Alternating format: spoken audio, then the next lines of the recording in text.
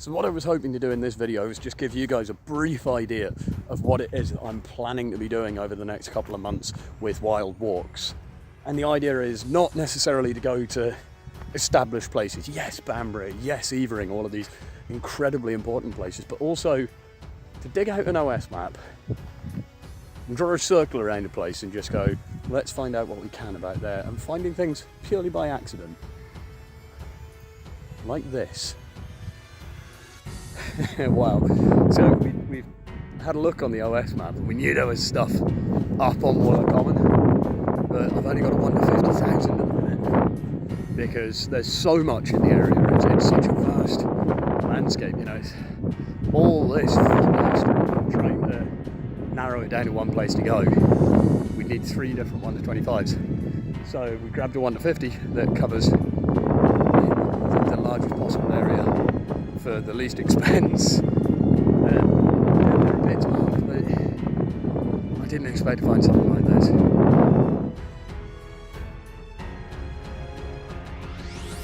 The main idea of Wyld Walks is to take you guys out from wherever it is you're viewing the video and into the wilds of initially Northumberland and then further afield after that. We're going to take a journey not just across the landscape but through history and through time. We're going to be going right the way back to when Northumberland was the seat of power of the whole kingdom of Britain. Over the course of the spring videos, we're going to look at the ancient landscape surrounding Wooler and how it developed as a medieval town. We're going to go way back into the 6th and 7th century and travel to the seat of the kings at Yeavering. We're going to take a trip to Bamburgh Beach and to its legendary castle and look at how its geography and location has prevented it from being taken for so many years and why it became such a pivotal castle in medieval history. I'm not just going to be looking at the physical history of the place, I'm going to look at the natural history as well, what actually created these amazing landscapes. And then finally we're going to head to just outside Wooler to the site of the Homildon Hill Battle from 1402. It was fought between England and Scotland and is so famous it was referenced in Shakespeare's Henry IV. So I'd like to invite you to join me on this first series of Wyld Walks. I can't wait to show you what we found.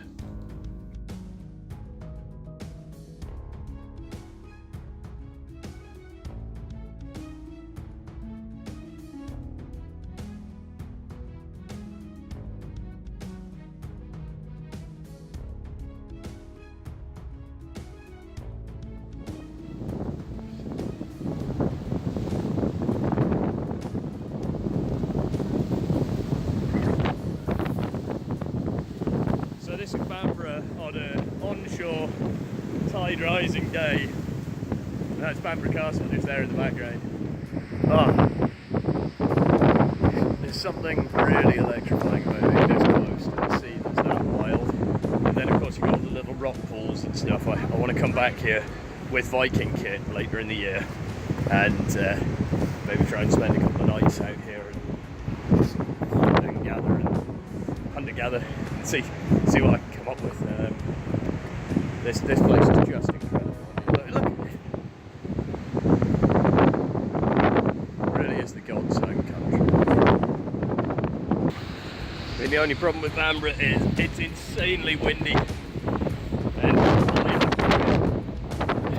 step out into the elements a little bit and you really feel the force of everything coming in. Look at it, it's crashing, the sea foam blowing everywhere. And then you literally duck round a corner. And out of the wind. And the difference is night and day. It's warm, it's dry. I love this beach. It's fantastic. Yeavering. Add Yeavering, the place of Yeavering, the settlement of kings. There's so much history here, and then if you read the Burn and Cornwall books, the Uhtred of Bebbanburg, look, there's Paulinus referenced here. He's a real person. and then there's the river just around the corner where the baptism was, and then whoosh, up there is Yeavering and the hill fort and the war settlement, and then the other side of this wall is the actual settlement, the place of kings, where the amphitheatre that's at Jarrow Hall was found, the archaeological remnants of the amphitheatre, and just everything around here. It's the seat of power of the north of England, and the real seat of power of England before the Normans got involved. It's amazing. It's right by the side of a road as well. You'd never know it. You can literally just drive straight up and walk through these lovely gates that are all crafted and designed and really rather beautiful, out onto the field. So that's where we're going now.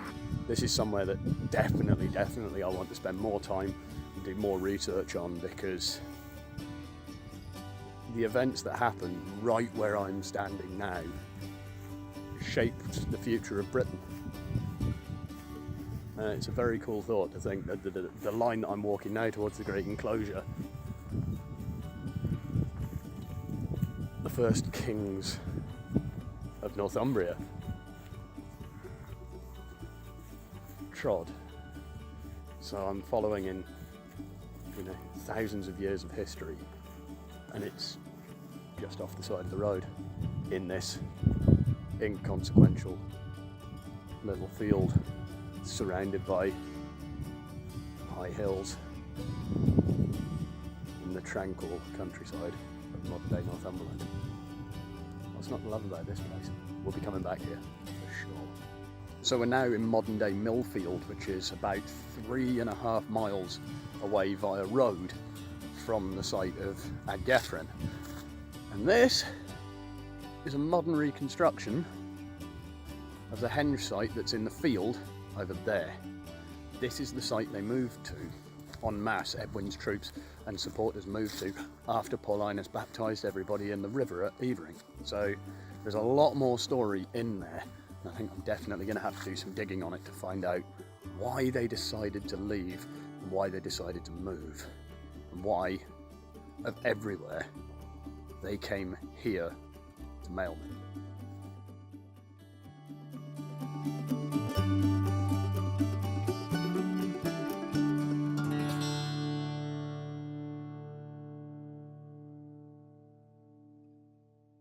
So the King's Chair is around here somewhere, but the 1 to 50 doesn't really help because it's not marked.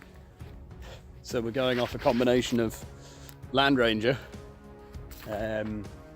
historical site websites, and a 1 to 50,000 OS that we left at home. We're working off memory now.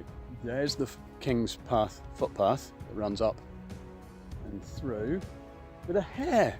Oh, you won't be able to see it on the video. There's a whacking great big hare just down in here. Don't know if I can, but there's a crow and a hare on the other side of the valley, just watching us. She was running down the valley, he heard us talking and he stopped. Oh, there he goes. So we're now really getting down and into it. Oh God, really getting down and into it.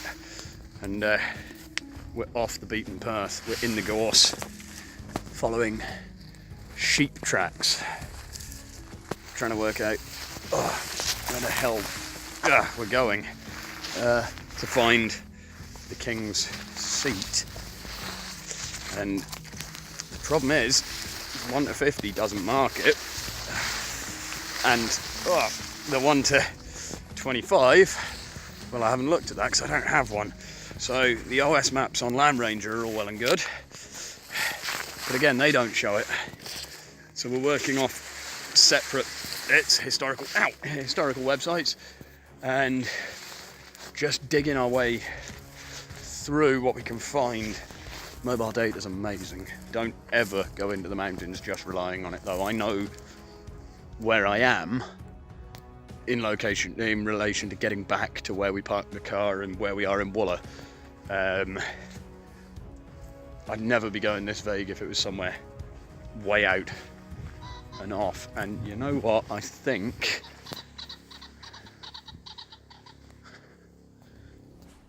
we might have.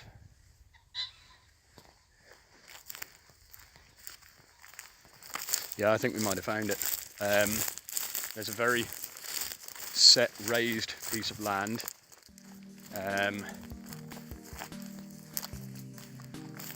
Although you know what, I'm calling this a partial victory. I might not be in exactly the right place, but from finding something on a website last night and going, you know what, I'm going to go and find that, to walking out here and being pretty damn close without doing too much research. Yeah, I'm calling this one a win for this week's walk. But obviously, this is me just visiting the locations that I want to come back to. I think this is plausible for just walking out and trying to find something that's mentioned on historical sites and pinned on a Google map. I think this is the King's Seat. Although it could also be the hillock over there. Really, if we find the pin well and come back... Okay, yeah, we're definitely claiming this one as a victory then, because where we thought the King's Seat was, looks down from up high on the pinwell, and the pinwell, or the pin pool, is there! We found it just by walking around the bottom of the hill. And just above it, you know, for those that like their folklore, that looks like a hawthorn and an elder tree. And then I'm going to inspect it a bit closer because the light's going, but a giant hawthorn just there in this beautiful valley.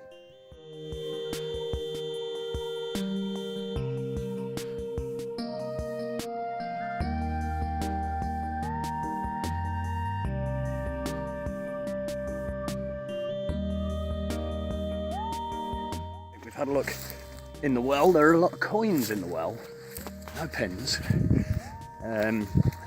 showing that the old borders tradition might have died a little bit, but more research is definitely needed on that because it's a fascinating little spot. And now, just to satisfy my own curiosity, I'm walking up a separate outcrop from the hill because there are 3 descriptions of the well that discuss the King's Stone. And Lily's convinced it's the one we both thought it was initially, but the description says it pops out the side of a hill. And the problem is, that's the end of a hill, to my mind. This outcrop definitely sticks out the side by the screes as it's described. So, this is a natural pile of rock to the top, out the side, definitely out the side of a hill, and it looks down on the well, down there. The problem is, it doesn't have the big stone on top, whereas that's a big stone.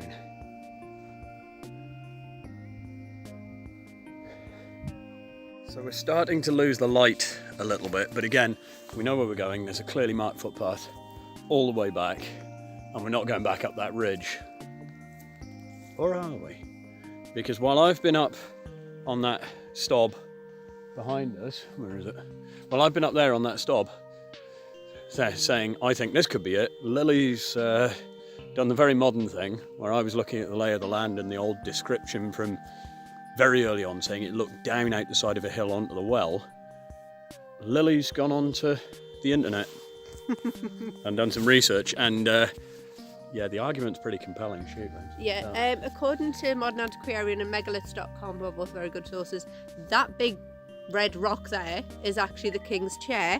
And I've also found some old photographs of postcards from the area, which have that there. Yeah, you know what? The King's Seat. I can't really. There's another one there as well. I can't really argue with that. What I'll do is I'll get Lily to send me those images and I'll put them in for you guys to look over right now. And I guess that's kind of irrefutable when you consider that this rock up here is the king's seat.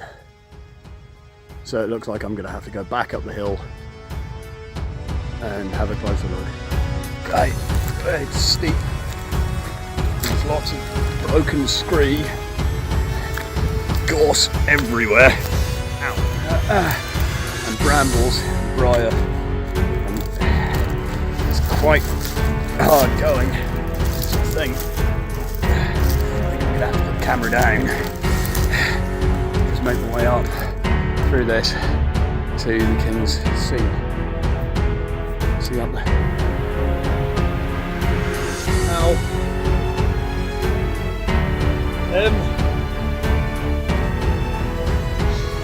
So that's it. But nah, I can't. Nah. We're gonna have to go onto the top of it, so we're gonna have to come back another day.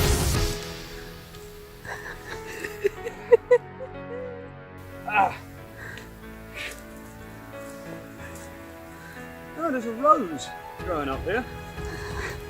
Another thorny plant trying to rip me to pieces. Marvellous.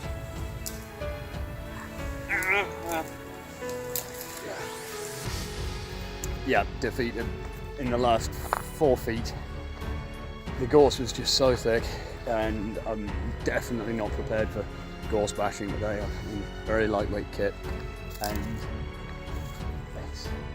it's just impenetrable. It was I couldn't get any further through it. No gloves, bare hands. I'm bleeding now.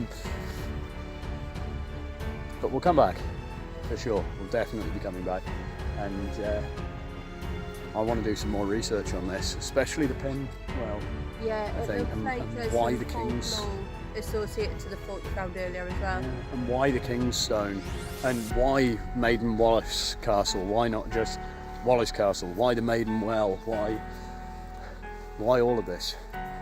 This is often the way with practical history and exploring places. You go to answer one question and you find 100 more. So yeah, we'll definitely be coming back here to explore more of the folklore on another wild walk.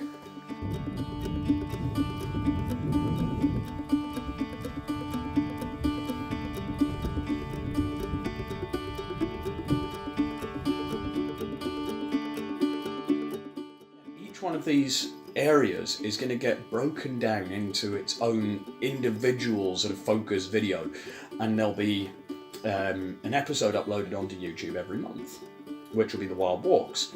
And then, because there is so much research, I don't know how I'm going to condense it all down into a sensible length, entertaining video for you guys. So I'm going to overspill the wild ramblings and the map plotting and the driving around trying to find things, and all the sort of behind the scenes stuff is going to go over onto my Patreon page.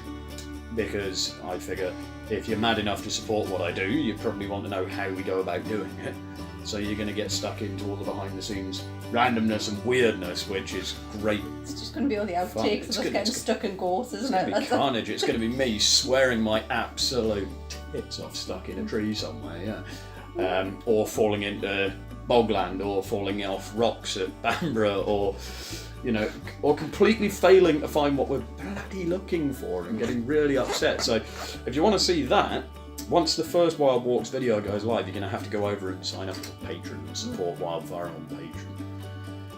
Otherwise, it'll be a monthly upload of a video to keep up to date on Wyld Walks. Everything else will be broken down sort of in research and things like that, and posted on the page if we find anything really interesting that we think you're going to want to know. But as all good days out up in the hills and walking should finish, we're now sat with a couple of beers and reflecting on where we've been and what we've found. And I'm going to come back on the 1st of May, process the Maiden's Well, and drop a bent pin in, and wish for luck for the coming year, in the hope that the fairies of the Maiden Well and of Maiden Wallace Castle will on Kettle Hill will look favourably on me. Maybe you should too.